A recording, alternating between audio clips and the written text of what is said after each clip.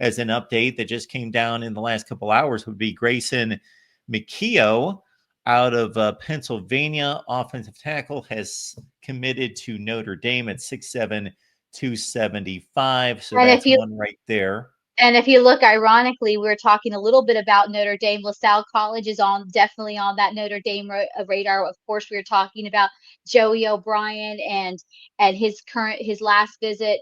Obviously with the Irish, he's also out of LaSalle College and looking to make his commitment Friday. So again, it could be a huge weekend ahead for Marcus Freeman in the Notre Dame Fighting Irish. And I think that it doesn't hurt that LaSalle College could be the next pipeline for the Fighting Irish's ways, gaining offensive linemen, and then Joey O'Brien could very well be next come Friday for the Fighting Irish. Irish made a bit of a splash in recruiting, but the biggest prize is Friday, where Joey O'Brien's going to choose his team.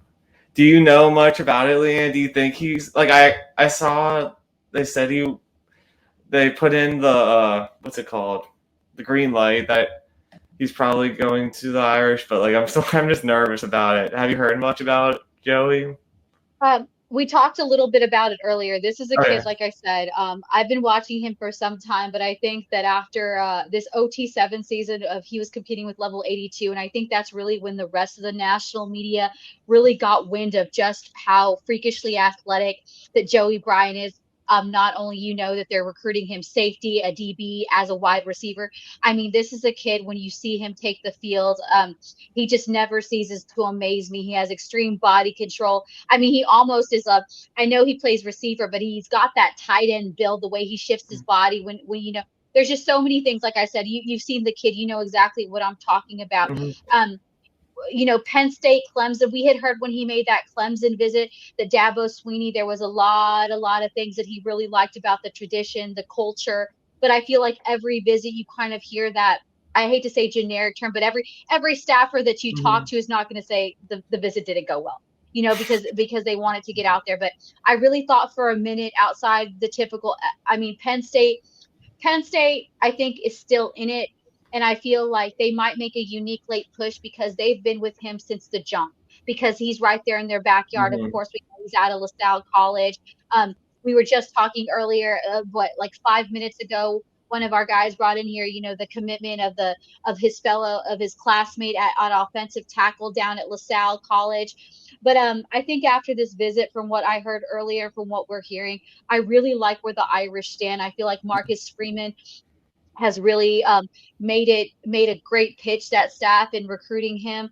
I think that there's a big fit. There's a big opportunity for his athletic skills coming late to the game. So, I think that it's going to be a push. I think that these next 24 hours for Clemson, Penn State, and Notre Dame are going to be a heavy push. I think each one of them is going to try to bring something unique to the table, because I feel like right now it's a level playing field, but I really do think that the Irish have the edge as far as what they could offer, where they see from what we're hearing, and just a good dynamic fit, not just on the football field, but on the family end of things, what we're hearing. But I think it's anyone's game, but I really like where the Irish stand heading into Friday. But again, the next 4 hours, it's never over. And even then, he could very well commit Friday to the Irish. But as I say, with a talented athlete like Joey O'Brien, who didn't, I always say he didn't get this talent overnight. He's always been this good. But as we know, the PA kids, the East Coast kids, they're not the first kids that are being looked at when it comes to the South. You don't see a lot of the SEC, even some of the Big 12 schools recruiting the East when there's a lot of talented kids there. It takes these kids coming down at these camps down south, coming and playing these OT7s. And I really think that that's where everyone saw Joey O'Brien and were like, where did this kid come out of? Well, if you've been watching East Coast football, you would know that this kid is just freakishly good, and he comes from a very solid program.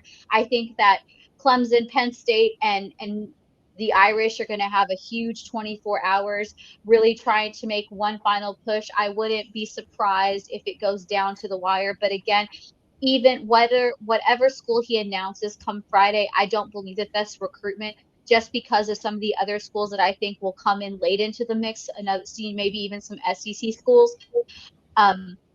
heading into the fall. So I think despite his commitment, that this commitment will go into December. I think that plenty of schools will try to flip him from the three mentioned and even some surprise schools. I like where the Irish are going into this one, but I think that this is a commitment that will extend into December, despite whatever he says on Friday. Yeah, I mean, I was worried when like Bowden left that this would be a down year, but like Carter Allman and Marcus, they got it back together, so that's definitely a good sign. But I like what you said before, Leanne. Like a lot of the players, like it's not the number one classes don't work out well, but I feel like hopefully the guys that Marcus has recruited have turned out well. But I agree like with that A&M class, like even some of the guys that got drafted high, like they didn't show it on the field at A&M too. So I like that point you made there. And I think too, watching like a team like A&M, because I've had a lot of kids that I've helped recruit and scout that are at A&M through these last classes. And I think the biggest thing outside the skill was always there. They've always been able to recruit at a high level. But I think too, a lot of what tainted Texas A&M before Mike Elko, trying to inherit that program. I think what a lot of people don't realize, there was a lot of discontinuity across the board. You had a lot of talent, but there wasn't a cohesion, there wasn't there wasn't a strong connection. And I think that that energy really translated on the lack of performance. And I think that that was a big thorn in why Texas A&M was not able to thrive under Jimbo Fisher. And then here comes Mike Elko, an older veteran, kind of more traditional. So it really kind of fit in more with the overall culture that Texas A&M has had, across the board. And I think that now in his second year that he's kind of got a better scheme of thing, brought in some new faces. And I think he's got a better hold of the program, trying to bring it down and just create some consistency. I mean, all the players that I talk of, and there's a lot of elite players that we're going to be talking about here, that are battling with Texas A&M and Georgia, because there's a lot of positive things for once, I think, coming out of College Station, as far as they feel like the culture, the continuity with the coaching staff and all that is a lot better than it has been in years. So I really think that if Mike Elko in this next season really can keep that across the board, that this team that he's putting together, and I'm telling you, this 2026 class and some of the return of some of his guys that he's had on injury list or in transfer that are going to be hitting the field in this 2025 season, man, if they really can find a way to gel together, Texas A&M, I think, might finally have its breakout moment, and they might even edge out Texas in this one. But again, it's going to be a long roll, but I feel like this will be a better year for Texas A&M if they can keep it,